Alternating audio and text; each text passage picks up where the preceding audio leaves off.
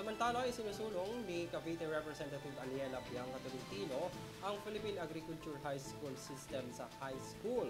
Ito'y para mapaunlad pa ang umano'y napabayaang agrikultura sa bansa.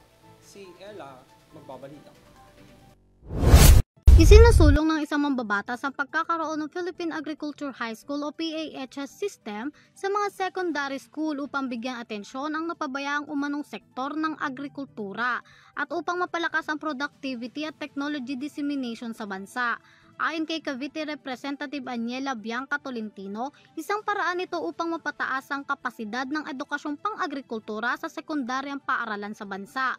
Sa House Bill No. 10324 o Philippine Agricultural High School System Act of 2024, humingi ng paunang pondo si Cavite Representative Tolentino ng 500 million pesos para sasama sa bagong sistema na umiiral ng Farming High School. Ayon pa kay Tolentino na ang Republic Act No. 10618 o ang Rural Farm School Act ay inatasan na ang Department of Education na hikayatin ang mga panglikhan ng isang pampublikong rural farm school sa bawat lalawigan. Samantala, ang pondong 500 million ay gagamitin sa pagtatag at pag-oorganisa ng sistema sa paaralan. At ang matitira na pondo ay isasama sa budget ng Department of Agriculture.